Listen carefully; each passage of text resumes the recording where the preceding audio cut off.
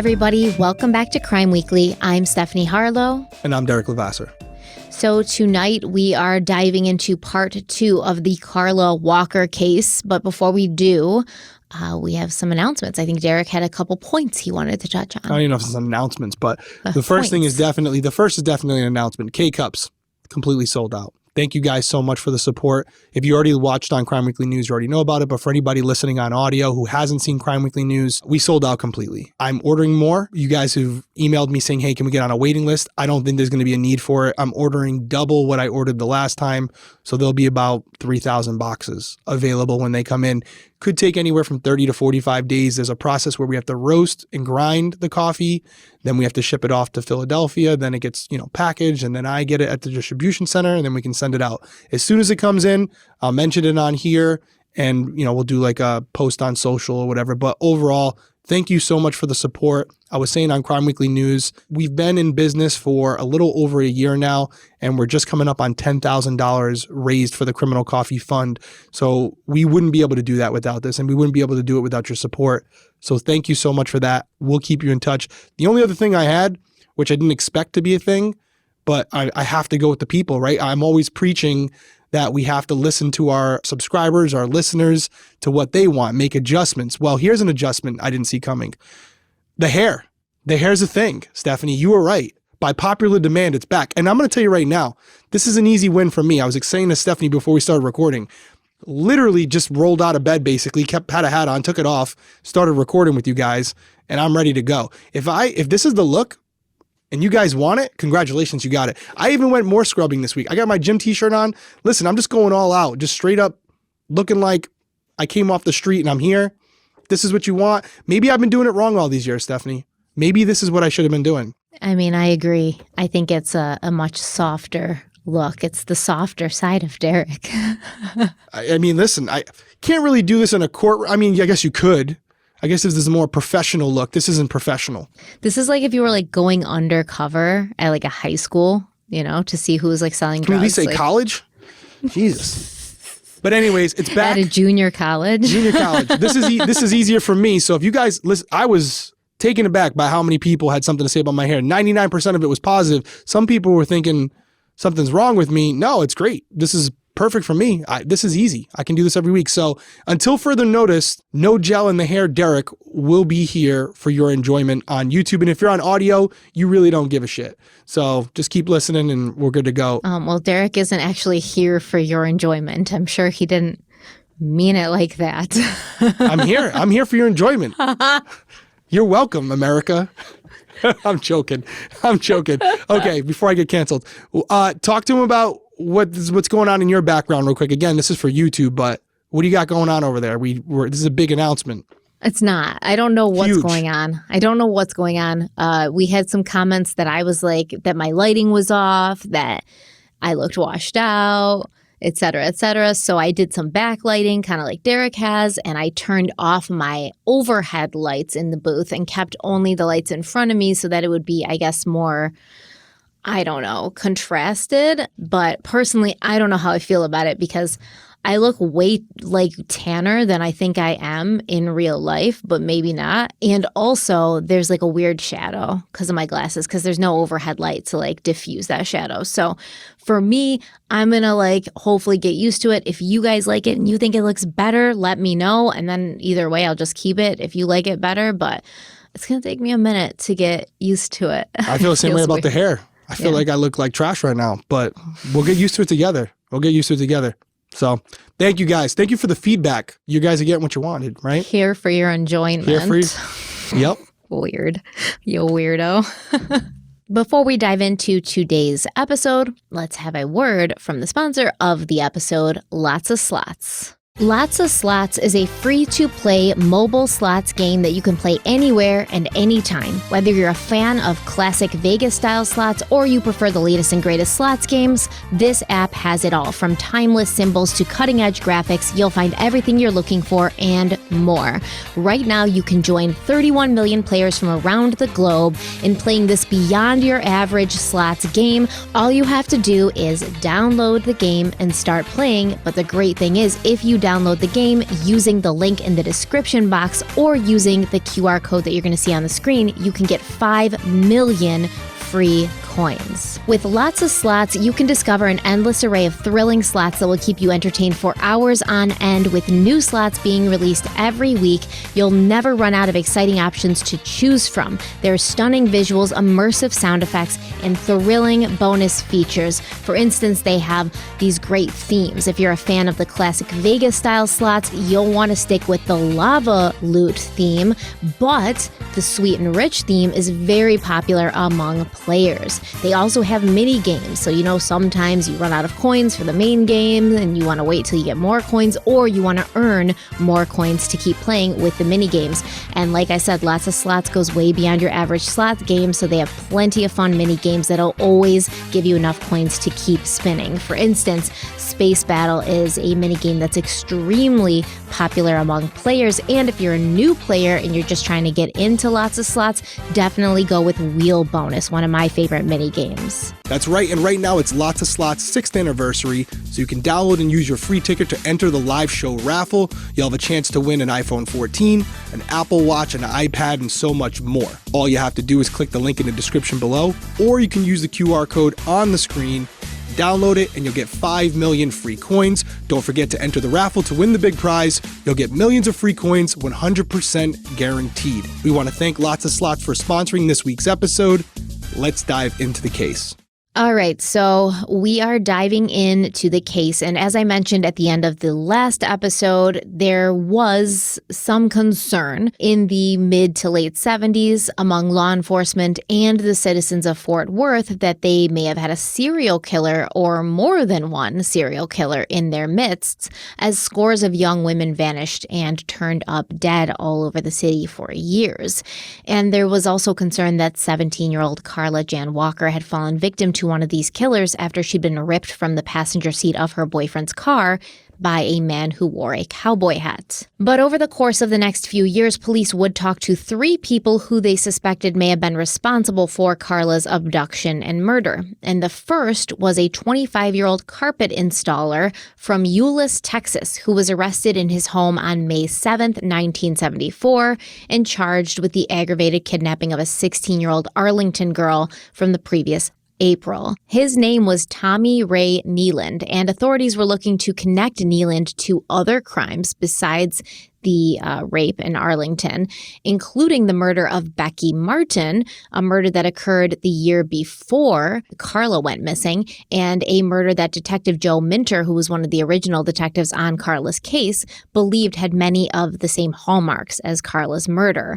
Becky was tiny, like Carla. She was blonde and pretty, and after she'd been abducted, she was found strangled, and her remains were in a culvert in the area of Lake Benbrook. After being arrested, Tommy Nealand confessed to several crimes, including the murder of 3 people: 27-year-old Nancy Mitchell of Kermit, Texas, who'd been murdered in September of 1970 and whose remains had been found in the spring of 1971. He was also charged with the murders of 2 Oklahoma City teenagers who had been visiting the Fort Worth area in 1972. After Tommy Nealand was charged with these crimes, the Fort Worth Police Department would only say that Nealand was a good suspect and that they were continuing to question him about Carla's case, especially after Carla's boyfriend, Rodney McCoy, picked Nealand out of a lineup. And this is something that is very interesting because Tommy Ray Nealand never confessed to murdering Carla, but he also didn't not confess. He was kind of very coy about the whole thing. And this one particular detective kind of kept going back to Nealand as a potential suspect for her case, but Nealand never confessed to it. However, he did stand in a lineup, and Carla's boyfriend said that's the guy right there, which probably only bolstered the police department's belief that Tommy Ray Nealand was involved, plus obviously his previous crimes, which were, very similar. I mean, if you're capable of murdering once, you're capable of murdering twice. And this guy confessed to at least 3 murders, and they think he was responsible for many more. Yeah, I think it makes sense. And we talked about it where we don't know at this point if the offender in this case has committed, if this was their first time or this was their 5th, right? Yeah. Or did they carry out acts like this afterwards because they weren't caught the one thing I want to go back to is Rodney McCoy, because if we're going back to last week's episode, he never got a look of the offender's face because the offender was outside the vehicle with their head above the roofline of the vehicle the entire time. So I purposely, yeah. And so I could see a situation where we've had, I wouldn't call them lineups, but you have multiple suspects record them saying statements that the witness had heard them say, something, whether it was robbing a bank with a mask on or something like this where you're coming with me, sweetie, aren't you? Kind of something like that, yeah. You have the suspects repeat that line. It's kind of a blind test where you let the witness tell you if they recognize the voice. Maybe you don't know the answer. I don't know how he would pick anybody out of a lineup when he's never seen the offender's face. How does that work? So I could have been a voice lineup like that, but also he did say, as this man was pulling Carla away from the car, he saw him for like a split second. Like a profile maybe? Yeah, they could have been doing like maybe the body type or something like that. Maybe. It's weak. It's weak, to say the least. But I will say at this point, I wasn't expecting to start the episode off like this. This guy could definitely be good for this. And I don't know how many other people didn't go and look this case up, but we obviously have one suspect from last week, Glenn McCurley, and then we obviously have now this suspect as well. If you made me, just based on the photo lineup or whatever type of lineup it was, plus his previous actions that he's been involved with, I would say this is more than likely the guy over Glenn, but you covered him so much last week. I feel like Glenn's going to come into this equation somehow. Glenn may pop back up. Okay. But the next person that police were sure had to be connected to Carla Walker's murder was a young Fort Worth man named William Ted Wilhoit, who'd been arrested at the age of 20 in 1973 for the attempted rape of a Fort Worth housewife.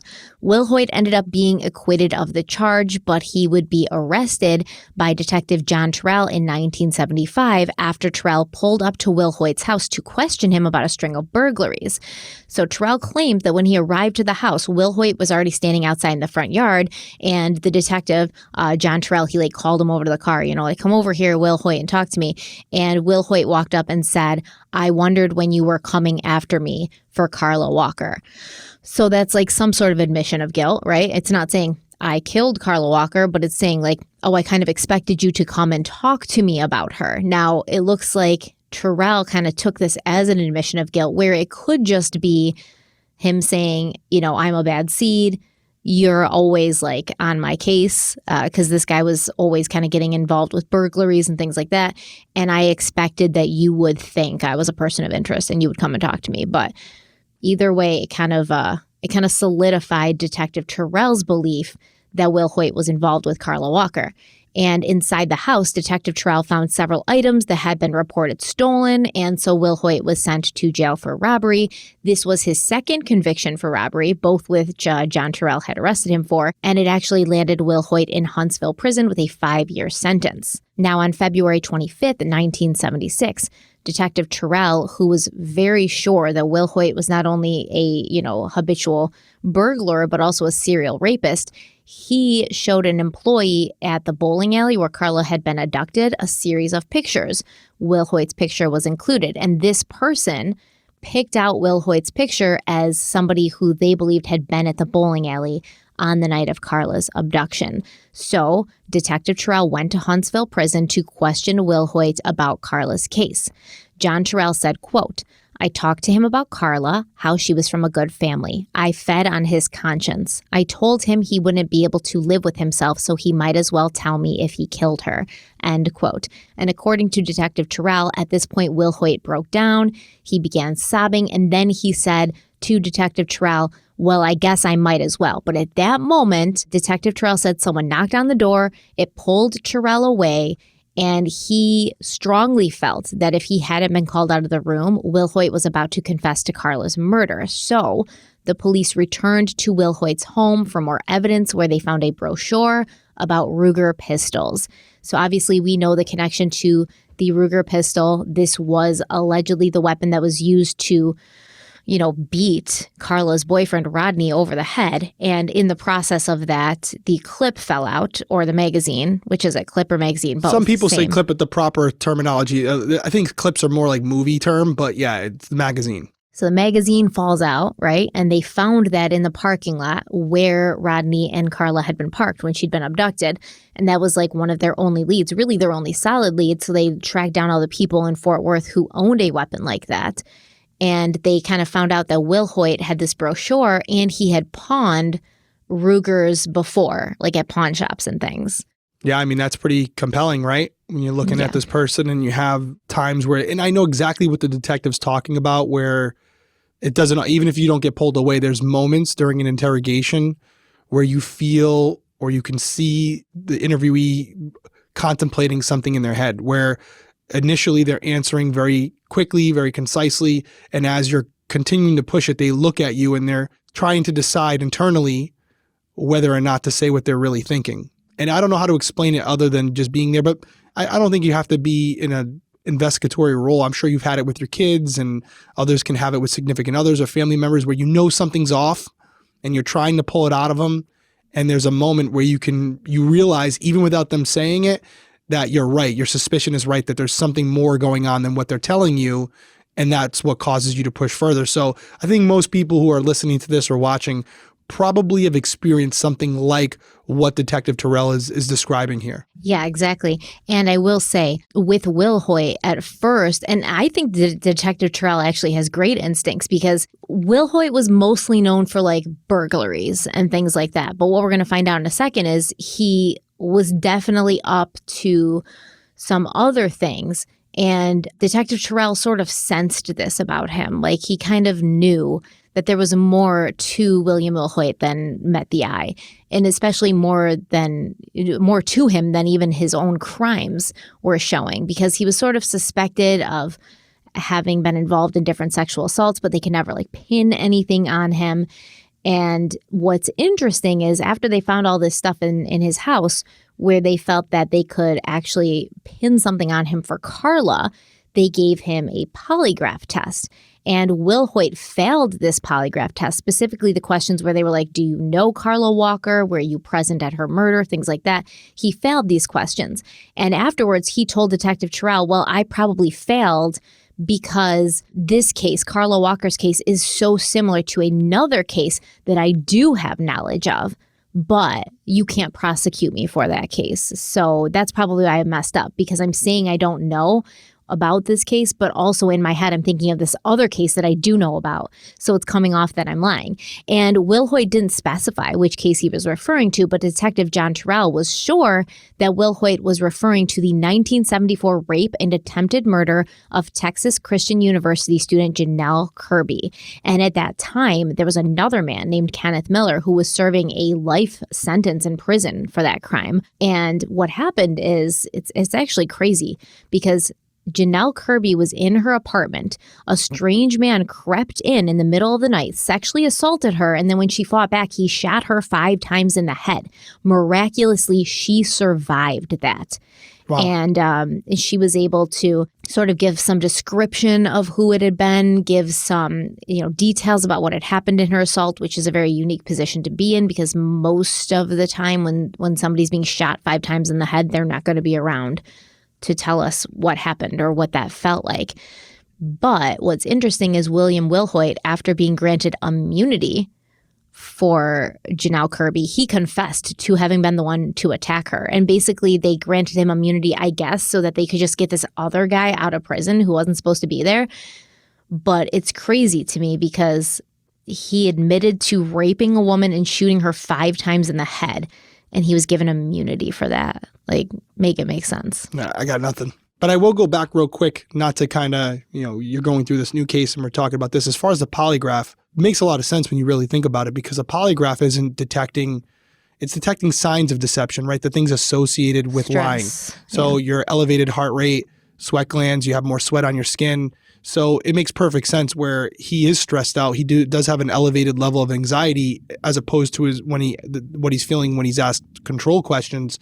So even though you're asking him a specific question and he's having a reaction to that question, it's more because of what he's describing, where this anxiety comes over him, his heart rate's elevated, because he's thinking about another case that could be connected to it, even though he has no specific involvement with the case you're inquiring about. So that actually makes a lot of sense, whether you believe in polygraphs or not, that is something that if you're on the side of polygraphs having some type of use, that could explain why you would associate as an investigator someone failing a polygraph test, failing it for your specific case, when in reality they had nothing to do with it. Yeah, and now that I'm thinking about the whole Janelle Kirby case and thinking more about like why did this dude get immunity and why did he seem to know he was going to get immunity before he even confessed, where he said I can't be prosecuted for it. Now that I think about it and I looked at the times, he confessed to it in like 1987, and I guarantee it was a statute of limitations issue because it wasn't a murder. Right. Which is crazy to me. Like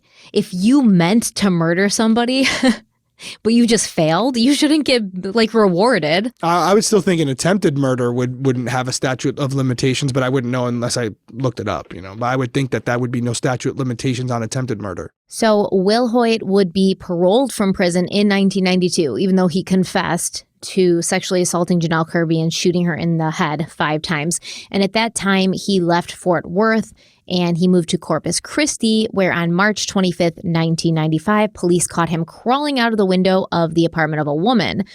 And Will Hoyt told the police, "Oh, you caught me. I was in here just burglarizing things. I'm just robbing her."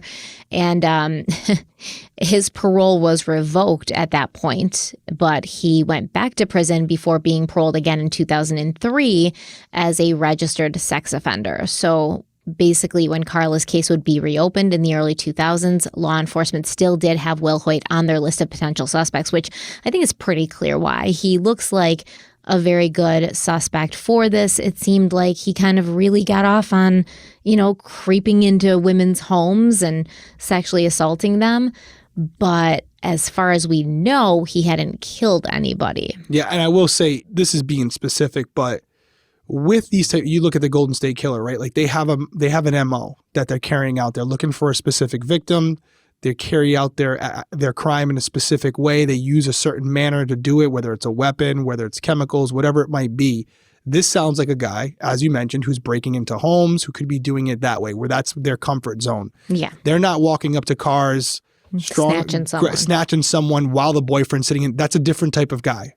And so, although it's in the same vein where he's clearly a creep and he's got some issues, that's not his MO and it doesn't match up. Now, it could be just an outlier, right? That's not to say that just because they normally do it one way, they couldn't do it another way. But I would say if this was the guy, if Will Hoyt was the guy, then Carla's case would be considered an escalation, right? That's outside of what he would normally do. And you usually see that on the end of their crime spree, where they've elevated to that, where they're becoming more brazen and they're willing to take more careless, and they're willing to take more risk because of whatever, their impulsivity increasing, whatever it might be. To have him commit this act against Carla, allegedly, and then go back to doing things like this where he's breaking into homes, it kind of doesn't make sense. It seems like maybe, he did it that one time and then he goes back. No, that pattern doesn't really line up. Doesn't mean you would take him off the list. I would 100% see why they would keep him on a short list, but he wouldn't be my top guy based on the fact that the way he conducts himself doesn't seem to line up with Carla's offender. So doing these cases has taught me a lot, because usually you'd look at somebody like William Will Hoyt or Tommy Ray Nealand and you'd be like, oh, this has to be them. They've attacked other women of the same age. They lived in Fort Worth. They were operating in Fort Worth at the time that this happened. Like, this is a no-brainer. But then as you start to go through these cases and you're actually seeing through the eyes of police officers who are covering the cases, there's like dozens of people who were in Fort Worth at the time, who were doing things similar, had a similar MO, that you could say, oh, this person could be responsible. This person could be responsible. And that's kind of terrifying, because you would think you're like, chilling in a city, something happens to a victim, and then, you look at the guy who did it or a guy who did something similar, and you can say that guy did both of these things. But then you look at like 5, 6, 7 cases that are similar, and you have to have the understanding that 3, 4, 5, or 6, 7 people could be responsible for those crimes, that there could just be that many people out there who are capable of hurting other people. And it's not just one person, one serial killer, Jack the Ripper type, hiding in the shadows, waiting for a young woman to be by herself. It's just like this violent streak in multiple people that has them lashing out and hurting people around them. And it's not just an easy fix where you find the one bad apple in Fort Worth, the one guy who has a tendency to hurt young women, and now you've got your guy and all the cases are solved. It's not that easy. No, unfortunately, and we've said this before, the pool of suspects in cases like this is abundant. And that's why I always recommend you guys go on the website and look at the sex offender registration in your area, and you're going to be petrified because you would think, oh my God, how many people are out there or just in my small community that could have done something to a child? It's probably one or two, if that, right? Maybe a handful. And you go on there and your map lights up like a Christmas tree. We in law enforcement have access to all that. We're notified of all these types of individuals and we have access to their criminal records. So even though you have John or Joe living next door to you and you say hi to him and he's, cutting the lawn and it seems like he's a good guy, you've borrowed tools from him once in a while, you may not know it, but 10, 15 years ago, John might have been in prison for, molesting a child and now he's out. He's a sex offender, but he's out. So you don't know just by looking at someone, unless there's something obvious, that there may be something in their past that you should be aware of. So to your point, when you have a case like this and you're looking geographically at the surrounding area and how many people in that area could do something like this, the list is a lot longer than you'd like it to be. So yeah, it's a big hurdle to climb because the reality is you might have 100, 200 people that could potentially do something like this. And the reality is maybe, none of them, maybe one of them, but maybe none of them did it. So it could be someone completely on the outside of that list. This might be their first time, or they just might have never been caught before. So it's an uphill battle. It's not easy. If it was easy to solve these cases, we wouldn't have a show, right? Well, no, exactly. And I just recently, at the end of last month, oh my God, it's terrible. These two teenage girls, 14 and 16, I think, they went to sleep over at the house of a friend. And it turns out that this friend's stepfather was a registered sex offender who was supposed to be going to court that following Monday to answer charges for sexual assault of a minor. And he ended up taking these girls and basically not taking them, but killing his stepchildren, killing his wife, killing himself. So the police show up after these two girls are reported missing. They show up and they find 7 bodies at this guy's house. And basically, I think we can imagine what may have happened to these girls, considering he's a registered sex offender who was about to go to court again for being a sex offender. I'm sure we can figure out what happened to them before he took their lives. And the one thing that stood out to me is the parents, when they were, questioned about this, and this just happened, they were like, we had no idea. Our daughters had hung out with his daughter before. They'd been to his house. We had no idea that he had such a dark past. And it's in a very small town in Oklahoma, very small town. I think they said there's 2,000 people or maybe 6,000 people that live there. But either way, it's crazy to me that somebody could be just like this, your friendly neighborhood sex offender, and you'd have no idea what past they had. And you're just letting your kids go there, not knowing what's in his past. And that's why that's why I get so mad when my husband's like, oh, Bella's across the street or her friends. And I'm like, do you know the father? Do you know these people? And he's like, oh, he's a normal guy. How do you know?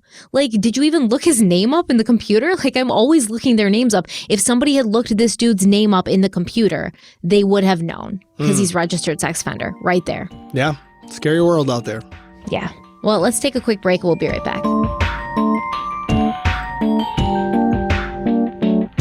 Who doesn't want to make mealtime easier or prepare restaurant quality meals made with fresh, wholesome ingredients that you can, whip up quickly and from the comfort of your own home? That's why we at Crime Weekly love HelloFresh. HelloFresh makes cooking at home fun, easy, and affordable, and they deliver fresh, pre-measured ingredients for mouth-watering seasonal recipes right to your door, which means less time driving, less time at the grocery store, and less time, doing stressful meal planning. With With the cost of groceries going up every day, now is the perfect time to get started with HelloFresh because using HelloFresh is 70% less expensive than going out to eat at a restaurant. And one of my favorite parts about HelloFresh is that they give you exactly what you need for each recipe and only what you need for each recipe. So there's no food waste. And for somebody like me that feels really guilty about food waste, really will go into a spiral about guilt over food waste, that is one of my favorite parts about HelloFresh. The seasonal ingredients that they send you are picked at peak ripeness for quality and taste, and they get from the farm to your house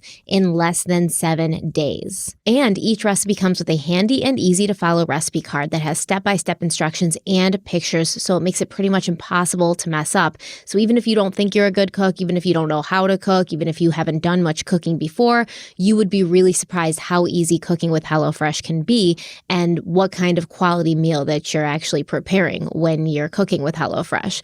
I love that HelloFresh has 40 weekly recipes to choose from for all meal occasions, lifestyles, and preferences, whether you're vegan, vegetarian, or you need extra protein, or you need extra portions because you're going to have people for dinner.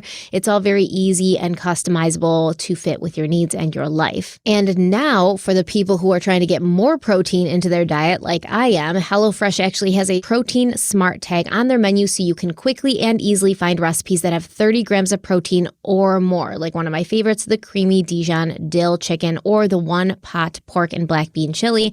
And this has really helped me out because I can prepare this for myself, one meal, which usually serves 4 people. And then I kind of have meals set out for the rest of the week. There's just really so much to love about HelloFresh. We could keep talking about HelloFresh and how much it's added to our lives for a while, but we won't because I want to let Derek tell you how you can try HelloFresh out for yourself. That's right. Right now, go to HelloFresh.com/CrimeWeekly16 and use our code CrimeWeekly16 for 16 free meals plus free shipping. One more time, it's HelloFresh.com/CrimeWeekly16. Use our code CrimeWeekly16 for 16 free meals plus free shipping. We love HelloFresh. We think you will too. Check them out. HelloFresh, America's #1 meal kit. All right, we're back, and we are going to talk about the third person that police questioned in relation to Carla Walker's murder. In 1977, a man named Jimmy Dean Sasser of Paris, Texas, walked into a Murfreesboro, Tennessee police station and confessed to the murder of Carla Walker. On February 1st, 1978, the Fort Worth Star printed an article that said, quote, "Although officials still express private doubts about the man's guilt, an indictment was returned Tuesday, naming Jimmy Dean Sasser as the person who kidnapped and killed Carla Walker here in 1974. Sasser is the man, described by Sheriff Lon Evans as a person who hates women and who's been placed at least twice in mental hospitals, who walked into the police station in Murfreesboro in November and wanted to confess to the Walker killing. He was returned to Tarrant County in December. District Attorney Tim Curry, who in December expressed reservations about Sasser's possible guilt in the Walker death, declined Tuesday to discuss details of the case. No new evidence in the killing has been discovered since Sasser's return to Tarrant County, and the indictment is based on what is far from a perfect case. The proof requirements of a grand jury are a lot less than the proof requirements of a district court, Curry said, indicating it often takes far more evidence to convict than to indict. Sheriff Evans, however, said Sasser was in Fort Worth when the Walker death occurred and could be guilty. He admits he did it, the sheriff said, and he knows a lot about the case. But a considerable portion of the factual information Sasser has told investigators was published in the Star-Telegram and other newspapers in 1974 and 1975, the sheriff acknowledged. For a time, it was hoped that Sasser could be given a polygraph examination, Evans said. But a Dallas psychiatrist saw Sasser and decided that a polygraph wouldn't work on that type of individual. Evans and his deputies indicated they were unable to say on the record exactly what type of person Sasser is, but only called him abnormal. He's a weirdo, Evans said. He needs confinement somewhere, whether it's in a penitentiary or a mental hospital. He's dangerous and needs treatment. He needs to be taken out of society. Another thing about Sasser is that he has blackouts. He can't remember things, end quote. Although Sasser gave a detailed statement on how he had committed the crime, he left many things out and his story has many inconsistencies, and later he would recant his confession, claiming he'd been stressed and depressed due to the end of his marriage and he'd been on copious amounts of cocaine at the time of his confession. And this once again left Fort Worth police with no new leads and no viable suspects. and the case went cold until 2019 when new information was released to the public in April, hoping to generate new leads. And we're going to talk about that new information in a second. But, they really depended on polygraphs a lot back in the day, didn't they?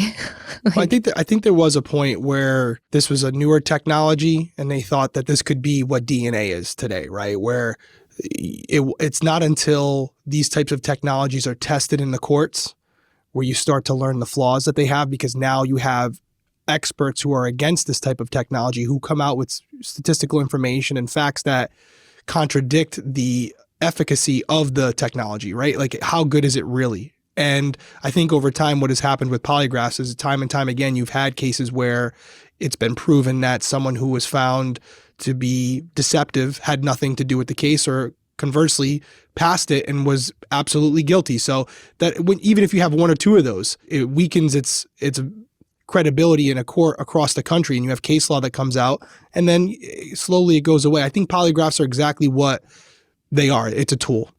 It's a tool that can be used in conjunction with everything else, but at no point should it be a reason that someone is arrested. It never mind going to court, but just arrested for a crime because they are inconsistent. At some point, because we talk so much about polygraphs and polygraphers, I know a couple that are really good. I actually was put on a polygraph for IDCon years ago, and it was intimidating. And I've done it for the FBI too, but the one that I did in person, it was like in front of like 400 people, and they give me the polygraph test while I'm on stage. They asked some questions that were more about like personal things that like, hey, have you ever worn makeup before? And I was like, yeah. And everyone starts laughing and stuff because I didn't want to say no because I knew it was going to spike on the screen behind me. But, with TV and stuff. Wait, clearly, have you worn makeup before? Yeah. I mean, for breaking homicide, I was wearing makeup every day. Yeah, for breaking homicide dare. Yeah, and in my own personal life. And what if I did, Stephanie? And what if I did? I would just like to see it. If you're doing it, I want to see it. I want to see what your technique's like. Are you blending? Are you contouring? I'm doing it all. I use a level 5. I don't even know what that is, but I'm just saying when I use that. It's nothing. It's what it is. But back on track, I would like to get someone on here so we can ask some questions to be educated on what it's used for today. I know it's used a lot in the private sector, because obviously it's not being used to convict someone. It's being used as a tool to decide whether someone would be good for a specific job. I know it's used a lot in loss prevention, where they'll have someone come in, and if there's a high rate of employee theft, they'll use these in some cases. So we got to get someone on here at some point. We don't really do interview style shows, but I think I have an idea. We could do it as an extra. Don't do an interview. We need to find somebody who has a polygraph and can give it to us, and then we'll take it. Because I guarantee you I can beat it, man. I can beat it. Cool as a cucumber, all right? My heart rate won't even spike. My heart rate's always spiked, so they just won't know the difference. That's my baseline, man. Stressed is my baseline. Well, that's what I was going to say. The only reason they're gonna put you on the machine and go, we can't test this woman. She's crazy. She's borderline about to have a heart attack, and we haven't even started. All the time, right? It's going to be perfect. But I am concerned about like the questions that they would ask, because I don't necessarily want to like have to be honest about them. Yeah, I did that last minute. They're like, hey, do you want to be the one to get examined? I'm like, no. And sure enough, I end up on stage. I was the junior host at that point, so I got stuck with it. But Lisa Rybakoff, she's a friend.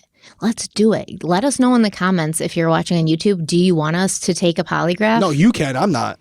You are too. No, I've done it already. Do you want Derek and I to take a polygraph? Yes. We both need to.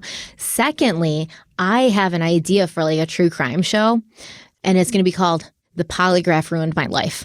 Because basically, I can't even imagine the numbers of people in like the 70s, 80s, 90s that were literally just like thrown in prison or harassed by the police for years because they failed a freaking polygraph because they were having a bad day, and all of a sudden they were like Ted Bundy over here. So I can't even imagine. Like, you've met Lisa, actually. Oh yeah? You've met Lisa at CrimeCon. You've met her. She's a polygrapher. She's a private investigator. You've definitely met her before. You know her if you've seen her. I follow her on Instagram, but she's someone we could easily have do her. Her father's the one that examined me at IDCon. Oh, it's a family affair. Oh yeah, her dad was one, and she's one now, and she does it for a living. A little bit in social situations, when things become very overwhelming, I tend to disassociate and go someplace else in my head. So or crawl under a table. So sometimes I will meet people and then have no recollection of it. Fair enough. Mm-hmm. Well, we can set that up. At some point, if you're down here or whatever, we can have her come up or whatever. And reach out, man. Reach out. I want to make it happen ASAP. So anyways, we were talking about new information that was released to the public in April of 2019, but it wasn't new information to the police. It was just new information to the public. And I want to definitely get your opinion on it after we talk about it of why it wasn't released before 2019 when this happened in 1974. But the Fort Worth police released a letter that had been addressed to Detective Lieutenant Oliver Ball of the Fort Worth Police Department and sent shortly after Carla's body had been found in 1974. The author was anonymous, and they signed their names with only ones and zeros. They signed their name 10100. But whoever it was claimed they knew who had killed Carla Walker. They wrote this person's name down, although it was redacted, and then they wrote, P.S. It's hard to say, but it's true.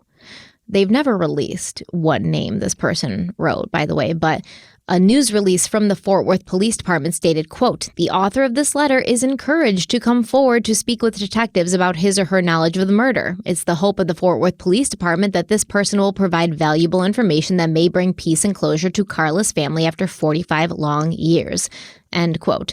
But I mean, at that point in 2019, there just wasn't much of Carla's family left. Both of her parents had passed away, never knowing what had happened to their daughter. But Carla's brother, Jim, who had been just 11 when she was murdered, he was still hoping that the letter would bring in new leads, saying, quote, someone knows something. The author of this letter clearly wants to get something off their chest. It's time for somebody to do the right thing and step forward, end quote. So we're going to talk more about Jim Walker, Carla's brother, in a minute, but why do you think from 1974 to 2019 is the first time that they released this letter?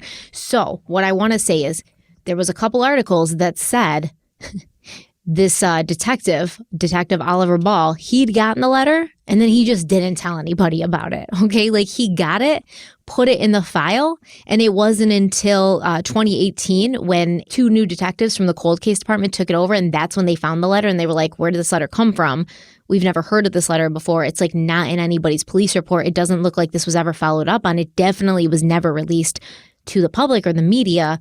Like what was done with this letter? It doesn't seem like anything was done with the letter. It was almost like it was received and then put into the file and then just kind of like left. So it could be a few things. And I know you're going to get aggravated by these answers, but first off, just off the top, easy answer, negligence, right? It comes in, he gets the letter, he puts it in a file that he's going to look at later, never gets around to it because of whatever other cases or other leads in this case, whatever it might be, it never gets followed up on. At minimum, it should have been taken into evidence. A seizure report should have been filed on it. It should have been added to a narrative so that anybody else who was involved with the case would be aware of this letter as well.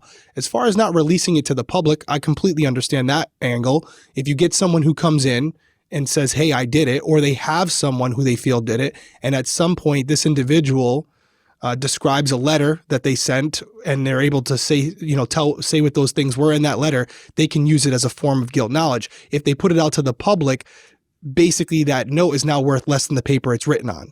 So if you have something that could be used later, you don't want to give all your cards away. But if what you're telling me is true as far as not being released to the other investigators and they weren't even aware of it, that's a problem. Yeah, it looks like this person kind of wrote somebody's name in there, and it doesn't look like that person whose name was written was ever like investigated, because a lot of the media outlets said that they just kind of like found this letter. Like it was like, oh, where did this come from? Not like, oh, we've been holding this back for guilt knowledge, but now almost 50 years later, we're ready to release it to see if it brings in any new leads. And like, how could it bring in any new leads? You redacted the one piece of information that's valuable. All you put out was like somebody saying, I know who did it, blank, blank, blank. You can't see who did it. And it's sad, but it's true. And then some weird signature with like ones and zeros. So maybe they were hoping that somebody would like code break the signature or like come up with some crazy thing that the signature meant, like a Zodiac killer kind of code breaker thing. But either way, I don't see what anybody besides the person who wrote the letter coming forward and saying that was me. I don't see how the public could do anything with what they released. It just seemed like an odd thing to do. It seemed like they just like found it and they were like, well, what the hell? Let's release it and see what happens, because we didn't know this even existed for 50 years. Again, it could be one of two things. And here's the bad part, right? Let's say for a second the detective did look into this person. Well, clearly they didn't write it down. Or if they did, they wrote it in their notebook and never transcribed it to like whatever database that they were keeping at the time, where there was paper files, I'm assuming, yes, or some type of digital file. They never put it in a place where others could find it. So therefore, it didn't happen. And this is why I've talked about it numerous times, where you're doing an investigation, you have multiple people involved. If it's not put into a system that everyone has access to, it didn't happen. And you could have people doing the same thing and not getting anywhere, where you have some detective who wasn't aware that you've already looked into this person because you never made them aware of it. So could be that situation where the detective looked into it and it went nowhere. But it also could be a situation where they put it aside and just never followed up on it, which that wouldn't be the first time that's happened. Could be one of the two. And at this point, when they find it years later, I have no problem putting it out, because if the person hasn't came forward yet, there's probably not much that can be done with it, except maybe a handwriting analysis if you have a potential suspect. And if you do, the fact that it was publicized isn't going to change the handwriting analysis to some degree, unless the person who's falsely admitting to doing it also learned the handwriting style of the note that was made public just to kind of validate who they are. That would seem like a lot of work. Yeah, it did seem kind of pointless to even release it. Like, what are you going to get? I think it's just like transparency at that point. I think at that point it was like, we're still working on this. Yeah, we got nothing. So, maybe you do. We got nothing. So here's something. And here's the thing. Here's the thing about that. You say it's pointless, and you know what? You may be right, but here's something for you. Again, to the detectives, it means nothing. But how do we know? Let's just assume for a second that letter was written by a guy, that his wife or daughters, there might be something that's specific to him. Maybe the way he wrote something where they immediately go, wow, I've never seen that before, except when my dad used to write like that. So although it might not mean nothing to you or I, there may be someone out there who immediately looks at it and go, oh my God, that little dot that's there, that's something that my dad used to do in all of his writings. And I have other examples of him here. You never know. You have nothing to lose, essentially. Would you call the police if you saw a letter like that and you're like, oh, my dad does a dot like that over his eye? Would Probably you call not. The police? And no. But people have. We know that. People have. And well, first off, let's just be real here. Most of the time, not all the time, there will be indicators if you know someone that well that maybe they're a little off, right? You might not acknowledge those things, but there may be times when they've disappeared or that's raised an eyebrow, but you never thought much of it. And then if something like this comes out where I see something that is specific to that same person, father, brother, whatever, if they could be responsible for killing innocent people or sexually assaulting innocent women, I would 1000% turn them in without hesitation. But if I'm on the fence where it could be a million people that made their dots like that, no. Would I make my dad or brother a suspect when they could be just similar handwriting? No, probably not. It would have to be more than that. You'd have to be like, oh yeah, I think they're capable of that. Yeah, I would like to think that I would know. I know there are cases where people are like, I had no idea. But in many situations, they're probably displaying some type of behavior at home that may be indicative of someone capable of doing something like that. So the letter or the picture or whatever it might be that's released by police is just the icing on the cake at that point. And so if you're not turning them in or at least making the police aware of them, you're actually, in my opinion, maybe an accomplice to some degree if you're helping making sure they don't get caught. Yeah, absolutely. Absolutely. I agree completely. You could be in denial, but yeah, it's a problem. Two different things, right? Denial or just like, hey, you know what? I don't want to know. Look the other way. Yeah. I don't want to know. So Carla's brother, Jim Walker, he'd been preparing for the day that he might come face to face with his sister's killer since high school. He'd started working out. He was running every day to keep up with his strength and endurance, and he had wanted to become a police officer. This guy's funny, Jim Walker. I love him, honestly, because he's just really upfront. Like, he's not politically correct. He said, like, I was running and working out all the time so that basically I could, like, beat the shit out of this guy if I ever saw him, like, kill him, like, take him someplace and nobody would ever find him. And he says he wanted to become a police officer so he could, like, get onto the cold case force and then, like, get access to his sister's file. He wasn't like, I wanted to become a police officer so I could make sure that, you know, something like this didn't happen to anybody else's sister. He's like, I wanted to be a police officer so I could finally see her file that's kind of been, like, withheld from us and kind of kept, like, you know, under wraps. I wanted to see what did the police have. So maybe, I guess he could find, like track down each suspect himself. I don't know, but yeah, he would have never been anywhere near that case, but that's Yeah, that's being honest. I mean, I don't know, man. I don't know. He may have worked it out. However, even if he got it, he would be getting punished for it. They wouldn't want it. They wouldn't want him any. He might not care at that point. He may take the files and run. That's what I'm saying. He might not even care. That might have been the only reason. He made it seem like that was the only reason. That might have been the only reason he ever wanted to become a police officer. And this was a career he actively pursued, but it wasn't in the cards for him because he got into like the training academy. But as he was training to be a police recruit, it was discovered that he was losing his eyesight. Oh, man.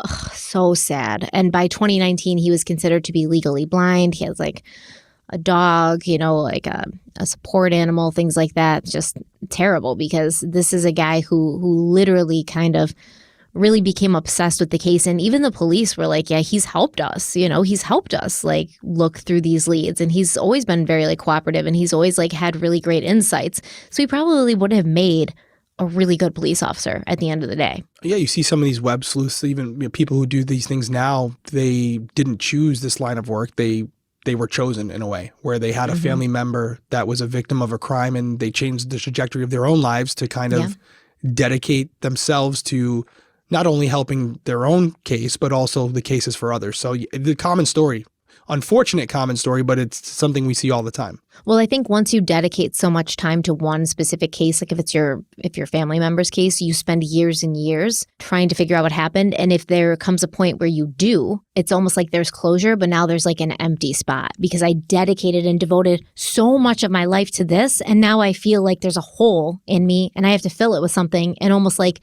a shark can't stop moving, or they'll die. Like they have to keep going. They have to keep going with this same vein. And so they go on and they transition to another case because now they feel so empty and unproductive if they're not pursuing this actively. And I completely understand that. I also think there's a community there. Like these individuals, they all talk to each other. They try to help each other. They support each other. And if they are able to solve their own case, or it is solved just naturally through through law enforcement purposes, they want to help because they know what it's like to lose someone. And these other individuals have become friends of theirs and they want to do what they can to contribute to try to help them solve their case as well. So it is a very tight-knit group, and you see a lot of them interacting with each other on Twitter, family members who have been involved in situations like this where they're very supportive of each other. And I'm all for it. What better motivator than having it be something that's affected you personally, a loved one of your own? Yeah, detectives try to put themselves in that mindset so they're able to motivate themselves to work as hard, but you're never going to be able to replicate that ambition that an actual family member would have for their loved one. I completely agree. Let's take our final break and we'll be right back. I don't have any summer plans to travel abroad, but I hope to go someplace interesting this summer. I do want to go out of the country this summer. And if you have an upcoming summer trip abroad, I have to say that my go-to travel hack is Babbel. Whether you're a seasoned traveler or embarking on your first adventure, communication is key to fully experiencing a new culture. And that's where Babbel comes in. Babbel is the language learning app that's sold more than 10 million subscriptions. And thanks to Babbel's addictively fun and easy bite-sized language lessons, there's still time to learn a new language before you reach your destination. I love taking Babbel lessons on my cell phone because it's convenient. It's always with me, so you can use it when you're on the go and you can use it when you're traveling, or you really just can use it anytime you have a couple extra minutes. So instead of playing like a game on your phone, you can just open the Babbel app and do a quick 10-minute lesson. And with Babbel, you only need 10 minutes to complete a lesson. So you can start having real-life conversations in as little as 3 weeks. Babbel's expertly crafted lessons are built around real life. You learn how to have practical conversations about travel, relationships, business, and more. And this is a big thing for me because other language learning apps use AI for their lesson plans, but Babbel lessons were created by over 150 language experts, and they're voiced by real native speakers, not computers. Their teaching method has been scientifically proven to be effective, and with Babbel, you can choose from 14 different languages. For instance, I've taken French with Babbel and Spanish, My son, who's 11, has been learning Russian with Babbel. It's just very easy that even, younger kids can get something out of it. Plus, Babbel's speech recognition technology helps you to improve your pronunciation and accent. And there's just so many ways to learn with Babbel. In addition to the lessons, you can access podcasts, games, videos, stories, and even live classes.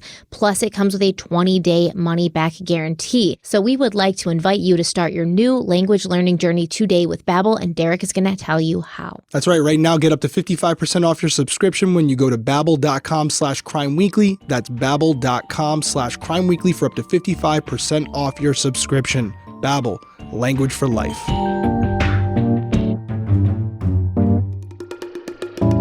Okay, we're back. The same year, 2018, two detectives with the Fort Worth Police Cold Case Division took another look at Carla's case. This was Detectives Leah Wagner and Jeff Bennett, and they knew that articles of Carla's clothing had male DNA on them, and they also knew that the detectives on the case in 1974 had done a great job of collecting and preserving this evidence, and now with advancements in DNA technology, they were hoping to be able to get some results. According to the Fort Worth Star-Telegram, Carla's case had been featured on the podcast Gone Cold, which specifically focuses on cold cases in Texas. And this inspired two women, Diane Coy-Kendall and Kathleen Barnett, who were friends of the Walker family, to kind of contemplate if they could get Carla's story on one of these big true crime shows like Dateline. Would that bring in more leads? Would that get more exposure? Would that get more tips coming in? Because just being on the podcast had already brought so many new eyes and ears to the case. So this is actually a cool offshoot and kind of makes me feel a little bit closer to this case because we've both been in this situation. Diane, she actually attended CrimeCon in Nashville, Tennessee, and she handed out brochures to all the big names, Nancy Grace, Keith Morrison, and Paul Holes, who at that time was hosting a true crime show on Oxygen called The DNA of Murder. And I say that we understand how this is because we go to CrimeCon and we have many family members come up to us and they give us, printouts of what happened with their loved one, where the case is at. They have pictures, they have details, they have police reports. They want to talk about the case. They want to do that specifically, hoping that you will cover their loved one's case and get more attention on it. So I know exactly what's happening here, and I can see it going down. Diane Coy-Kendall just walking around CrimeCon, handing out these brochures, trying to get somebody to pay attention to Carla Walker's case. And I think it's great. I think it's great. And that's the thing I will tell you I love the most about CrimeCon is getting to talk to these family members and friends and loved ones of these victims who are literally so passionate about helping to solve the case that they will go to these conventions, they will go to different states, they will make themselves, not saying they're obnoxious, but they make themselves obnoxious. Like they don't let you forget that they're there. They don't let you forget the person that they're trying to have you help everyone remember. And I think it's a really great thing. And that's why I was so happy that we were able to bring lovely Verghese, Praveen's mother, to CrimeCon a few years back because she was also able to do that. And she was able to talk to so many more people and to talk about Praveen, which is something I know that she loves doing, by the way. She loves talking about Praveen. She loves having any opportunity to get his case in front of more people. And I interviewed Nancy Grace that year. And so she was able to talk to Nancy Grace. And it was just a great atmosphere because everyone there is supportive of you. Everyone there is supportive of what you're trying to do. So it's just a cool thing to see that Carla Walker's case was kind of solved, or as we're going to find out. I do believe that a big reason Carla Walker's case was solved is because this woman went to CrimeCon and made sure that the people who could do something about it, people who had influence in the true crime community, knew about Carla and would talk about her. Yeah, there's so many cases. How could they know about them? Exactly. They can't. That's why when we cover cases, especially the more obscure ones, and like, Derek, how don't you know about this? It's like, dude, there's a million cases I don't know about. And there's probably cases that I've read about or worked on that you don't know about. There's just, unfortunately, so many out there. It's It's a never-ending list. And what do they say? The squeaky wheel gets the oil. You know, like that's, and it's absolutely true. Getting it in front of your face is the way to do it, and that's what was done here. Well, after CrimeCon, Paul Holes and the producers on his show, they were actually very interested in Carla's case, and they contacted the cold case detectives working on the case, and they basically said, hey, we'll pay for this DNA testing. We'll pay $18,000 to cover the cost of DNA testing on Carla's clothing. And this was huge for the Fort Worth Police, for the cold case division, for Detective Wagners and Bennett, because they had been going over everything. You know, they had like boxes upon boxes of literally handwritten notes. They were going over everything, trying to find something that they could hold on to, something that would like give them a fresh lead or get a break, and they just couldn't. And they kind of figured out at one point, like, this DNA is the key. However, the money's not there for this DNA testing. Mm-hmm. The money's there for current DNA testing and like current cases, but these cold cases are not going to have the funds diverted to them simply because of the fact that they are cold cases and there's more pressing cases happening with, you know, better quality DNA, like newer DNA, things like that. So they just knew the Carla's case, which had been cold for so many decades, was just not going to be at the top of the priority list to receive funding, which is why we specifically wanted to make sure that a portion of the proceeds from Criminal Coffee, when we started Criminal Coffee Co., were going towards exactly this. Yep. Because this is needed. Yeah, I mean, Preble Penny, I'd never heard of it before we got involved. It's just one of those things where if it's not for someone like us that's going to spend the money on those types of cases, they're just going to sit in the queue forever. Yeah, and in this situation, you know, it was Paul Holes and the DNA of murder. And so they took the clothing evidence from Carla's case and they sent it to the Serological Research Institute in California. And they were able to find bodily fluid, male semen, in a few different places, but specifically on the strap of Carla's bra.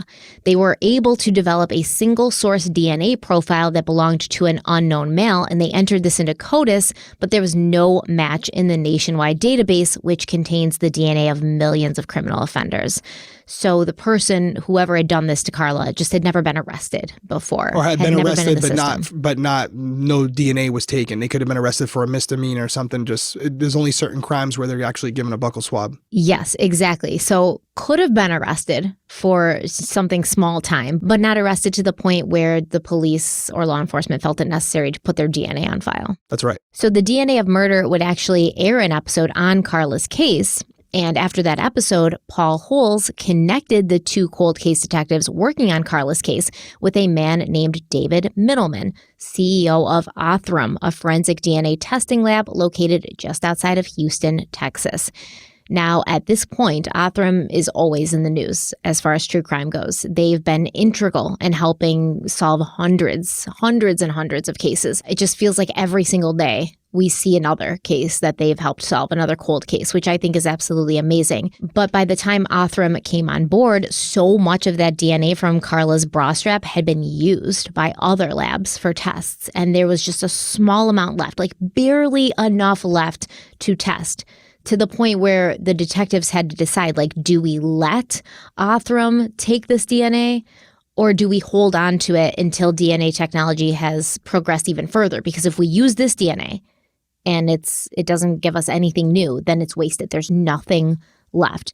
And that's a really bad position to be put in, I think. You know, they had to make that decision, and they did make the decision to give it to Othram because Middleman said he knew that even though other labs had failed to identify the suspect in Carla's murder, he felt confident that Othram's cutting-edge DNA technology, which he called forensic-grade genomic sequencing, could not only develop a full profile, but could also utilize genealogical mapping to put a name and a face to Carla's killer.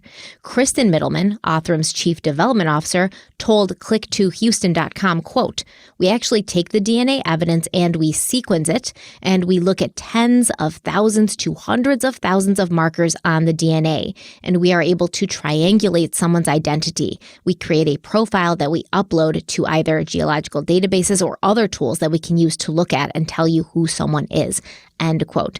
Very, very cool. Very cool. Yeah, I've had the opportunity to speak to both Dave and Kristen numerous times. And yeah, they know their stuff.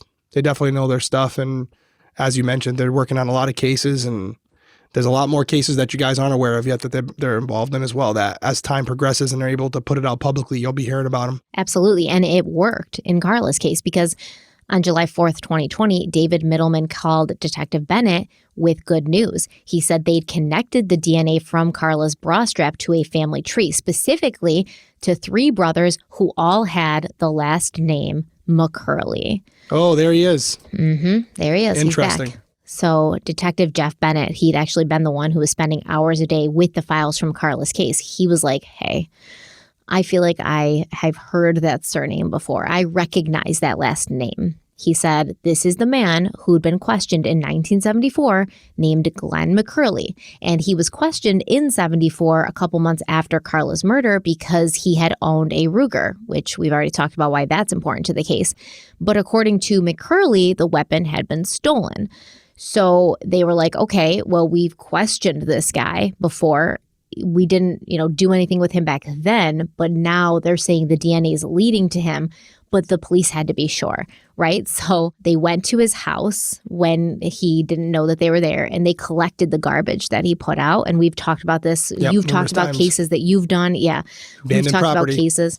Yeah, exactly. We've talked about cases where the police do exactly this, and they pulled like a cup with a straw and they tested the DNA, and it came back that it was a match to McCurley, but they had to still be sure, right? So Leah Wagner and Jeff Bennett, the cold case detectives, they went and paid Glenn McCurley a visit. They showed up at his door unannounced.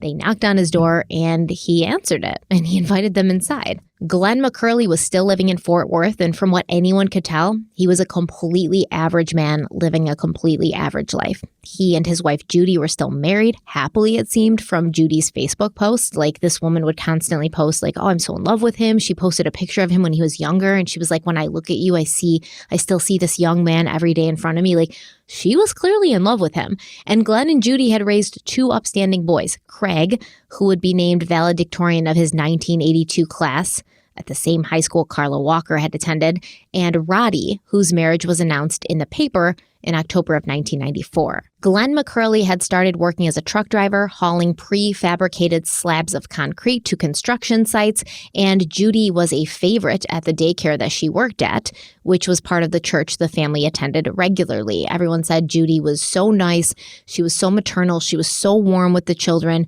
she was amazing.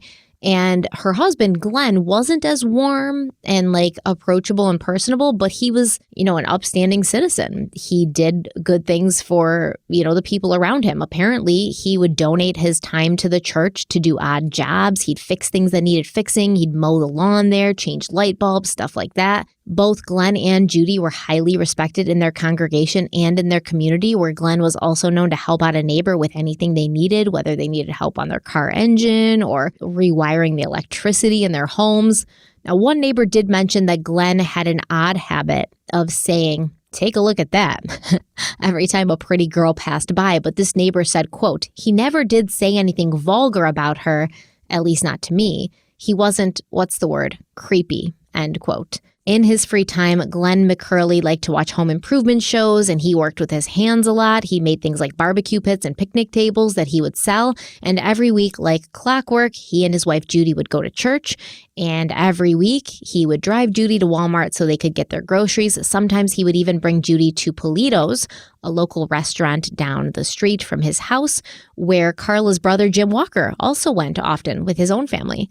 It seemed like Glenn was a good husband and a good father, a normal guy who was just often seen working on his yard and would give you a hand if you needed it. A guy with no criminal record and no violent tendencies, who'd even been given a shout out in the paper of August of 2008 when Fort Worth resident Joy Stevens praised McCurley and his wife Judy for returning her lost wallet, saying, quote, "The world needs more folks like this." The only thing that ever happened to Glenn that was out of the ordinary was the tragic event that happened in 1988 when his son Craig was killed by a drunk driver as he was driving home after celebrating his college graduation. You think you know a guy, huh? Oh, I know. Isn't that insane? Yeah, but that just goes back to what we were saying earlier, as far as like, could have someone who on the surface seems perfectly normal, but when they're alone or they think they're alone, completely different person. That's why you always got to be aware of your surroundings. And there's maybe not an indicator to pick up on something like this. It's not like it's your fault if you don't,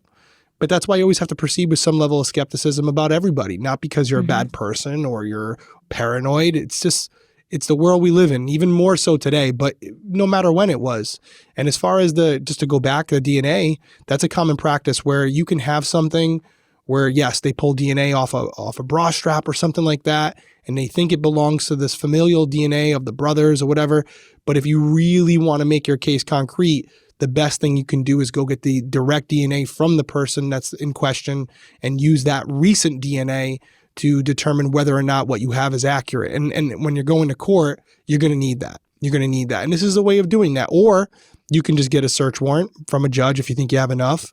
But the problem with that is if you do it, yeah, you might get the DNA, but then that person could run, they could kill themselves. Yeah. There's a lot of things they could do. So if you can get it like this, I know there's some people out there that don't love this, but it's the way it works. And I'm all for it. I mean, if you throw your trash out there and you're doing stuff like this, we don't have many options left. You know, it's very hard to get stuff like this. And I know some people are against it, but you know, it does help solve cases like this. Even look at Kohberger, same thing. So I think also, you know, they need to double check, right? And getting the warrant or like getting the trash and comparing it and saying it's a match. Okay, it's a match, but you don't know where that cup came from. It could have been one of Glenn McCurley's brothers, right? Who was at his house maybe, you know, and had a drink. And now you don't know for sure it's Glenn McCurley. So now you have to actually get the DNA from his mouth.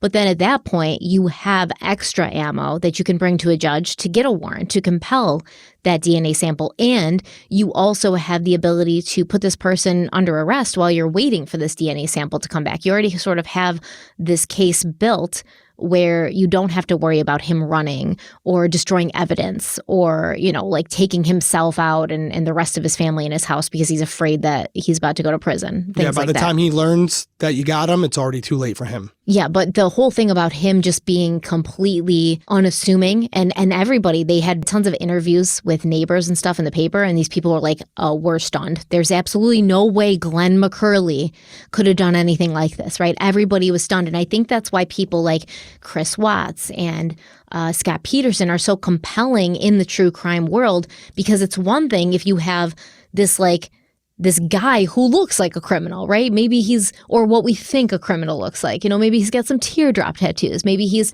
been in prison a few times. Maybe he's done things that escalated to this. And it's not surprising. Like, oh yeah, we all kind of knew that Jared or whatever was going to eventually do something crazy one day. But when you have somebody like Scott Peterson, like Chris Watts, who everybody around was like, oh, they'd give you the shirt off their back. They were so sweet, so kind, so normal, like this, and that. They wore polo shirts and they went golfing.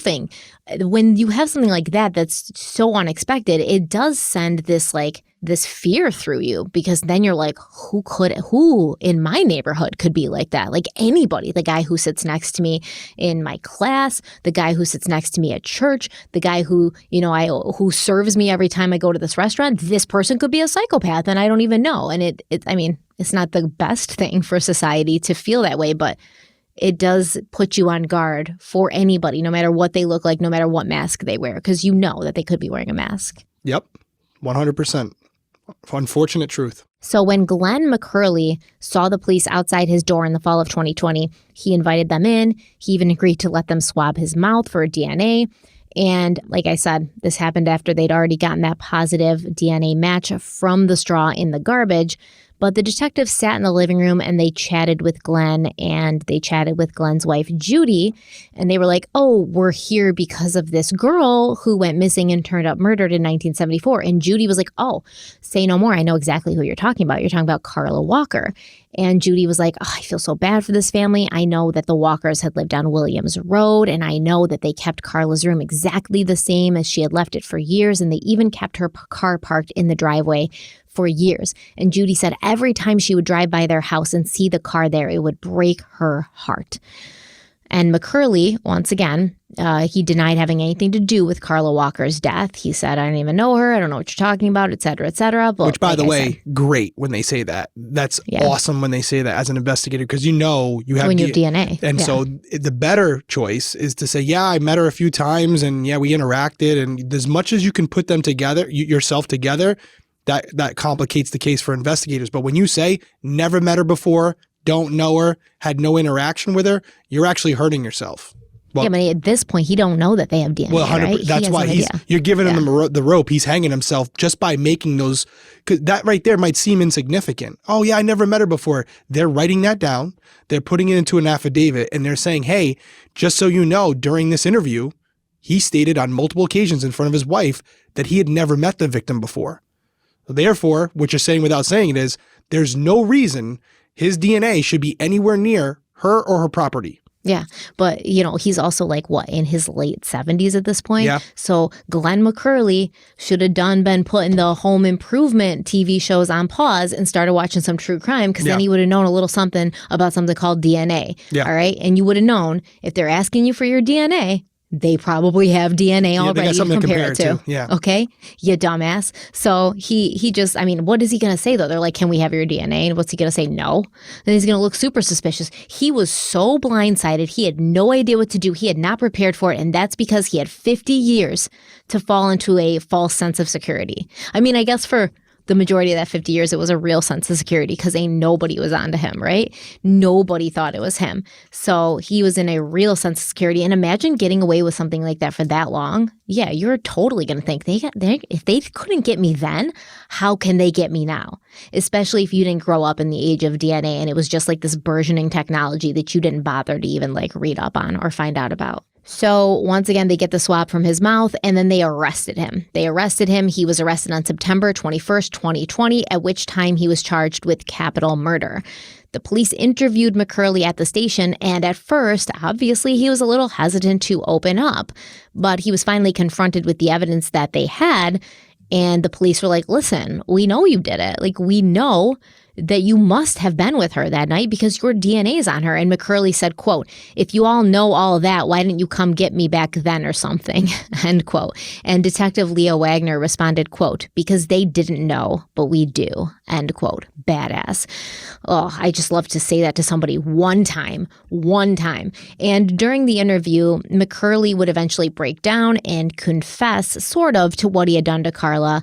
He initially claimed he hadn't done anything that night besides save Carla from being assaulted by her boyfriend. McCurley claimed that he had been driving around that night. He was drinking beer, drinking whiskey, pulling into places and parking. And so one of the places that he pulled into to park and keep drinking was the parking lot of the bowling alley. And that's where he witnessed Rodney assaulting Carla in the car. McCurley said, quote, he was hitting on her and I was drinking beer in the parking lot and I saw him. He was screaming and I went over there and opened the door and knocked him off her, end quote. From there, McCurley claims he pulled Carla into his own vehicle and she was so grateful for him helping her get away from her boyfriend. She calmed down and they talked for a little bit. And she was just appreciative, so appreciative that she gave Glenn McCurley a hug. And then something happened and the wires were crossed because as Carla gave him a hug, he thought she wanted more from him. He misunderstood, and so he went in for a kiss. And that was when things went bad. He said that he did have sex with her, but it was consensual sex, and then he let her out of the car, and he didn't know what happened to her after that. So Detective Wagner said, okay, we're getting somewhere, but who's going to believe that she didn't want to have sex with her own boyfriend that she told everybody she was madly in love with, but she would have sex with you? A random stranger she just met. Yeah. Who's going to believe that, right? And still, Glenn McCurley denied raping Carla. He said, no, I didn't take her anywhere and rape her or kill her. But after we had sex, I did start choking her because I was afraid that she was going to tell on me or something. But she was alive when I drove away from her. This is, obviously terrible, but from an investigatory perspective, this is amazing. He's putting himself at the scene of the crime. They're slowly peeling back the layers and he's revealing more and more. He's never going to come right out and say, most of the time, never going to come right out and say what actually happened. But just the fact that he's admitting he was at the bowling alley that night, that in and of itself would have been great. To add all of this other context to it, he's piling on to their case right now. This is what they needed. Yeah, and it's staged at this point because now at first he's like, I don't even know her, never met her in my life. Yep. And then they're like, your DNA's on her. And he's like, okay. So yeah. I kind of knew her just that one night. Yep. I saw her. I saved her from her boyfriend and we had sex. Okay, but she ended up dead. So how did that happen? Well, I did choke her, but she was fine when I left. She was still alive when I left. So it's every time they come at him with something new, he's got to like sort of continue meeting them halfway. He's got to walk a step forward. And to the point where, yeah, he kind of did paint himself in a corner. And finally, detectives were able to get him to admit that he had strangled Carla to death. I guess he didn't like come right out and admit it. We're going to play you a small clip. But essentially, they're like, okay, so you did it? And he's like, I didn't mean to do it, but yeah, I guess I did, you know? And this was only after they promised him, you know, he wasn't going to get the death penalty. And they also sort of kind of talked about his wife a little bit, Judy. They were like, okay, so you've been with her for so long. She loves you so much. You're definitely best friends. Did you ever tell her anything? Like, should we talk to her? And I think he didn't want her being involved, and he wanted to make sure he wasn't going to get the death penalty. And finally, he like sort of half-assed admitted to what he had done to Carla. But he also, which is implicating him, he also told police where to find the murder weapon, the Ruger pistol. Well, I guess it wasn't the murder weapon, right? It was the weapon that he used to beat up Rodney. But that's a big part of it because that magazine was left, and the magazine was for the Ruger pistol, which he claimed had been stolen, but it hadn't been stolen. He'd kept it all those years. He even brought it with him when they moved to a new house, and he had it hidden in the ceiling of his house. So he was able to show police where that weapon was. So he's implicated himself a bunch at this point. This case is a slam dunk. I mean, she was, and I took advantage of her, I guess. Right. I don't know. Now that makes sense. And that's what Now you're getting us over the hump of the hard part here. I choked her to death, I guess, and then, but I didn't beat her up and all that kind of crap. How's that? Oh, I'm guilty. And Guilty of what? I get, well, that little girl. Be guilty of raping her and killing her? I guess.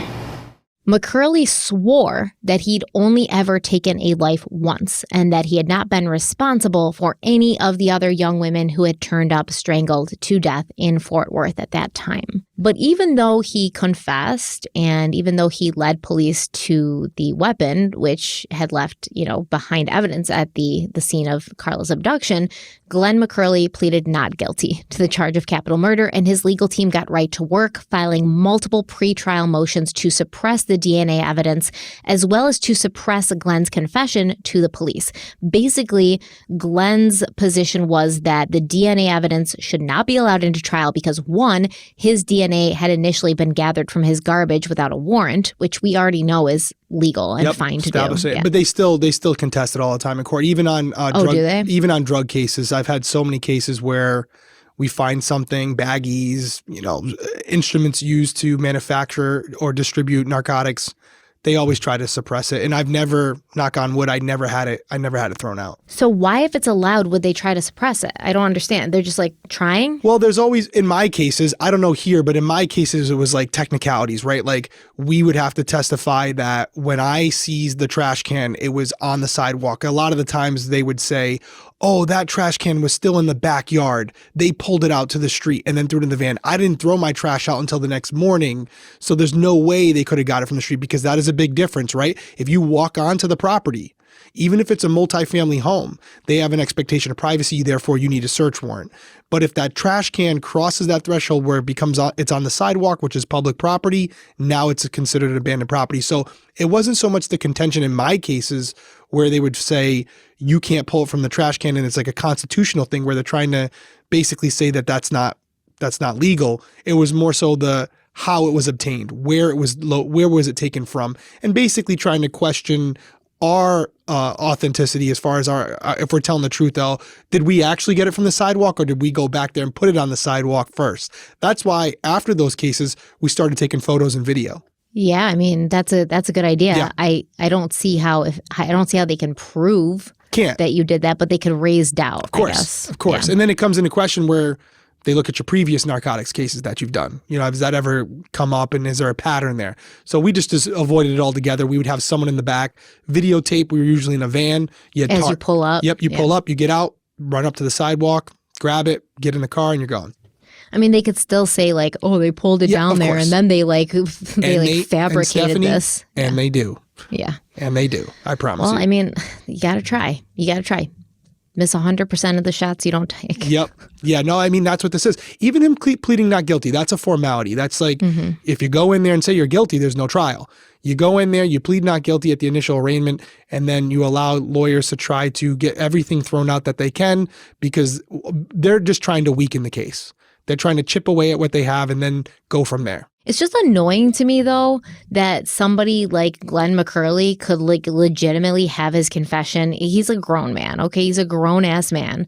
He could have his confession on tape. He could lead police to the weapon, all right? His DNA is on the victim, and he can still plead not guilty and waste everybody's time. Like, ludicrous. I know it's our justice system. I know it's supposed to be fair. I get it. But ludicrous. And I get it. I hate it, but I get it. Everyone's entitled to a trial, and it costs a lot of money, a lot of resources. But the reality is there's a lot of people that are found guilty of a crime they didn't commit. We know that very well. And some have given confessions, as we also know very well. So if we didn't have that history, it would seem more of a waste. But because we have data to support the idea that there are people who on the surface seem guilty, come to find out they're not, I think that's the mentality that these defense attorneys go into this with, is that, hey, listen, unless my client's admitting to me that they did it, I'm going to defend them as if they didn't. Yeah, but check this out. Then you have things on the other hand where you have these like district attorneys' offices who like they're located in poor towns or, poor areas, poor counties.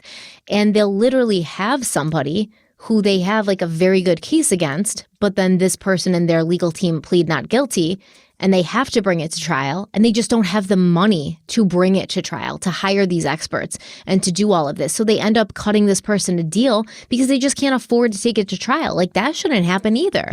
Yeah, we talked about this at length. The system needs to get better. It's not perfect, that's for sure. Well, Glenn also was like, oh, this DNA evidence shouldn't be allowed into trial because Othram, the lab, he said they weren't accredited by the Texas Commission of Forensic Sciences.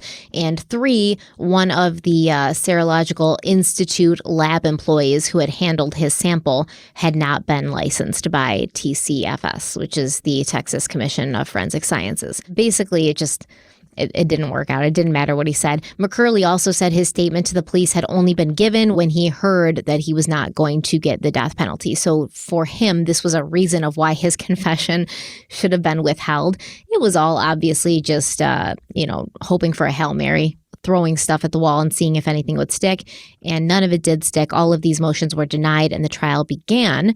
But 2 days into the trial, McCurley told his legal team that he wanted to change his plea to guilty, which was allowed. And then he immediately was sentenced to life in prison. So, I don't want to say credit where credit's due, but yeah, credit where credit is due. There is a semblance of respect from me that this dude was finally like, all right, what am I doing here, man? They've got everything against me. I'm not going to win in this trial.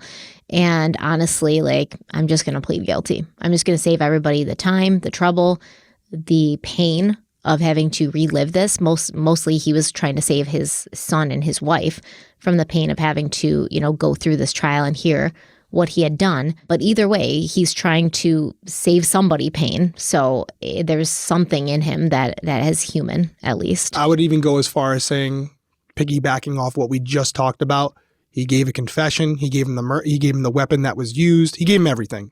And then he gets to his defense team, which might have been a public defender, who knows, whoever it was, and they say, whoa, you shouldn't have done that. And yeah, that's fine. But let's go through there may be things here that help you. We could submit this stuff and you might go home. If this gets approved by a judge and it gets thrown out, you're a free man. So he was probably like, we'll go for it, I guess. But as soon as those things were denied, he's like, listen, I already told you, I don't want to do this. I'm changing my plea. That's it. Yeah, and I mean, they did what I call the Joseph D'Angelo defense where they like brought him in. He was in a wheelchair, you know, because he's in like his late 70s, almost 80s at this point. He's in a wheelchair. He's all like frail looking. He's just sitting there like, I'm just a little old man. I couldn't hurt anybody, you know. And like we saw with the Golden State Killer, Joseph D'Angelo, in court, he looks like, you know, he's on the verge of death. But then there's videos of him in his cell doing pull-ups and shit. So obviously, dude was not in that bad of a position. And Glenn McCurley, you know, they tried the same thing. They were like, he's got cancer. He's dying. Like, what are you going to do to him? Put him in prison? Yup. Put him in prison. Yes, because he had 50 years free that he shouldn't have had. But yeah, they tried that too. And nothing really worked because I think at this point, like you said, he kind of had implicated himself to the point where there was no real path forward.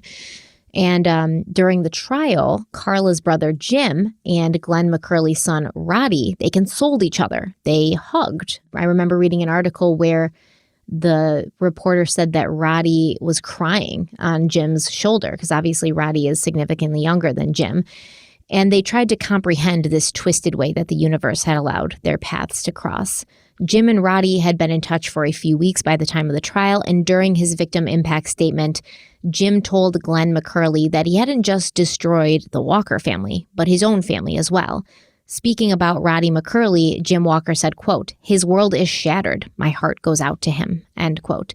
And it turned out that Roddy's brother, Craig, remember Glenn McCurley's other son who had died in a car accident, Craig had been buried in the same cemetery as Carla, just a 30-second walk between grave sites. And Jim wondered if maybe Glenn McCurley had been responsible for the flowers that Jim would sometimes find on Carla's headstone. Carla's sister Cindy also addressed Glenn McCurley after he'd been sentenced, saying, quote, I wish you had done this a long time ago. You had choices, lots of choices that night. You went out and killed somebody. You had your gun, you had your alcohol, you had your whiskey, and you're still not telling the truth about everything you did. I want to know if you've done this to anybody else. You need to bring that out because these families need to know too. You have nothing to lose at this point because it's been hell, end quote. I think that that's a very valid question to ask. I think that Cindy saying, listen, did you do this to somebody else? Because you're going to prison for life. You're old.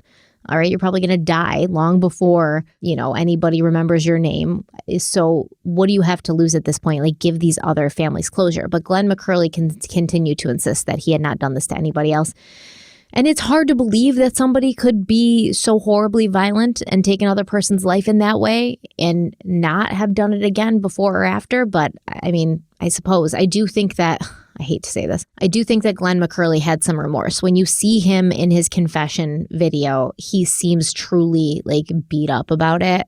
Not that it's making me have compassion for him. Not that it makes me feel bad for him. I don't feel bad. I'm just saying, like, I have seen a lot of these cases where the killers, even so many years later, they don't care. They don't have remorse. They're not sorry about it. And they will do anything that they can to continue like making everybody go through the gigs over and over until they've exhausted their appeals. And they've done everything possible. And even when they're like sentenced to death, they're like still appealing up until the moment that they're sitting there on the table about to get lethal injection. Like, they will just continue wasting everybody's time and continue refusing to just fade into obscurity. So I do think that he probably didn't mean to kill her, but he did. So it doesn't really matter one way or the other. But I do have some respect for him eventually like confessing to it. And it doesn't look like he did anything like that after. It looks like he lived a pretty boring life. To echo what you said, I have no compassion for him. Scumbag. He got off easy. He got off easy. But I will say it's absolutely possible. We've seen it before. We'll see it again, where someone commits an act like this, that they're, you know, the fact that they're even capable of it makes them a monster, even if it's only once. Yeah, I agree. But they scratch that itch that they've had. They do it one time and they get away with it and they never do it again. It's just like someone who robs a bank. In the moment they do it one time doesn't mean they have to keep robbing banks. Now there are cases where you have habitual offenders, or you have, in this case, like a serial killer who just has to continuously do it. But there are sick individuals who do it one time and then fade into obscurity and hope they just never are caught for that one offense. And he could be one of those people, and he wouldn't be the only one. And I almost wonder, I did wonder as I was going through this, when Glenn lost his own son to that drunk driver, I wonder if he thought in a way, because he did seem to like find religion and find God after. I wonder if he thought like, this is my karma. This is my punishment. I took somebody's child from them and now somebody else took my child from me. So this is like what I deserve, you know, and I'm not saying I agree with that sentiment, because I don't feel like, you know, Glenn's son should have had to have been like the sacrifice to make things even for the Walker family. But I do imagine that most likely, I can't imagine that it didn't go through his head, right? If you'd known that you'd taken somebody's life and you'd taken somebody's child from them, and then your child gets taken from you in a horrible, violent way, I can't imagine that you wouldn't make some kind of comparison in your head and wonder if the two things were related. No, I completely agree. Actually, there was a case that Dr. Chris Mohandi and I did for Breaking Homicide, the Honolulu Strangler. It was a serial killer case, multiple deaths, and we started to see a pattern when we were out in Hawaii regarding this person. They were committing these crimes very similar, and they were pretty regular. I think it was like 5 that we had possibly tied to him. And we believe to this day that we have identified who it was. This guy, he's deceased now, Howard Gay. But there was a point during these incidences where all of a sudden it just stopped. It just stopped out of nowhere. No reason at all. Just stopped committing these crimes when it was happening pretty regularly. It was in the newspapers. They had the van identified. It was a big thing on the island. We thought it could be a couple things. It could be that this person went to prison, the person died, or something else. Well, what we found later is that Howard Gay's son was on the side of the road in California changing a tire, and he was struck and killed. And it was immediately after that son's death that the killing stopped.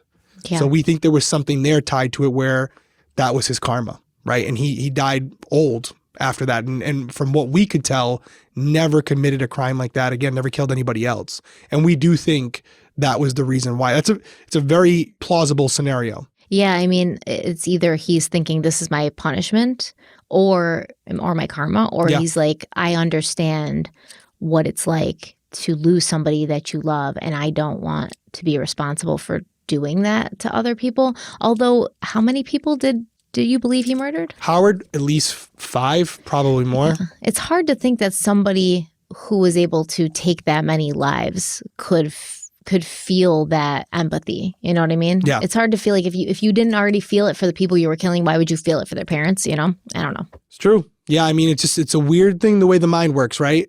Like we can't understand why they do it in the first place. So what is motivating them? What are their beliefs? What are their values in their head, even if we don't agree with them, where there's something that happens to them that impacts them that you wouldn't expect for someone who's as cold and as heartless as this person would have to be to commit these acts in the first place. But you usually have a religious component to it as well. You know, it's as scary as it is. These killers, these absolute sick individuals could do whatever they want, but they justify it in a way where even it still supports their religion. It's the weirdest thing ever, but that's how they can sometimes justify it, where they feel like they're doing God's work. So it's one of those situations where, although it might not make sense to 99.9% of the population, they have found a way to justify it in their own head, and that's all you really need. You know, I just kind of looked something up because I wanted to find something out. And what I did find out was freaking Glenn McCurley. He appealed his murder conviction. So I take it back. I take everything I said about him back. Go away, Glenn. You got away with it for that long. Count your blessings and just do us all a favor. Is he dead? No, it doesn't look like it, man. Just do us all a favor, Glenn. It looks like, oh my God, this is so annoying. It looks like he appealed his sentence in 2022. His murder conviction in 2022. So yeah, I take it back. I don't have any respect for you. I hope you rot in prison, and then I hope you rot in hell. And yeah, I have no mercy for you, Glenn. Just go away, Glenn. Go away. Like, that's what I'm saying. These guys, you got away with it. Give him his Ruger back. Put him in a cell. Leave him there with one bullet. You got away with it for so long. Like, you should be counting your blessings that you were able to get away with it for that long, and you were able to live a full life and watch like one of your sons grow up and go to Walmart every freaking week with your wife. Okay, before you were thrown in prison. Now you need to respectfully fade to black. All right, goodbye. Yeah, end scene. But yeah, that's pretty much it. I mean, the DA on the case, prosecutor Kim DeAvion, said that she felt it was a testament to both the Walker and the McCurley families that they were able to come together and sort of comfort each other in this time instead of turn on each other. She said, quote, "If we could find one takeaway for the whole world on this case, it would be that Jim Walker and Cindy Stone," Cindy is Carla's sister, "have nothing but love for the son of the man who killed their sister. Sometimes you see beautiful things in the courthouse, and that might be one of the most beautiful things I've ever seen." End quote. And I do like to end on that note because there is some positivity there. Like you will often see, like, I mean, honestly, I couldn't tell you that I would be that welcoming to the family member of somebody who had murdered my child. Not because I would blame them, just because there's this interest in being detached and protective of yourself and like your heart and your soul.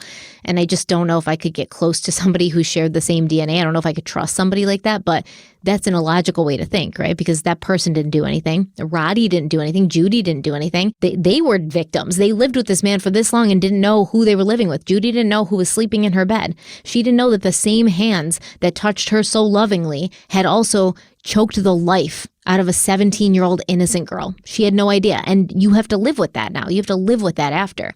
And I'm sure that brings along with it a level of guilt that Judy and Roddy did not deserve. So yeah, I mean, it's very difficult, but to be able to put all of that aside and comfort these people and understand that, you know, they're humans who are also going through something is lovely. And I'm happy to see it. I agree. It's a bittersweet ending, but at least there's some type of resolution here. Many families do not even get that. So happy for them in that sense, but it's obviously doesn't bring Carla back, but at least her brother's here, and I'm sure her family is watching down on all of this, and there's some peace there as well. And they're obviously, depending on what you believe in, they're already with Carla. So, you know, they're in a better place now for it.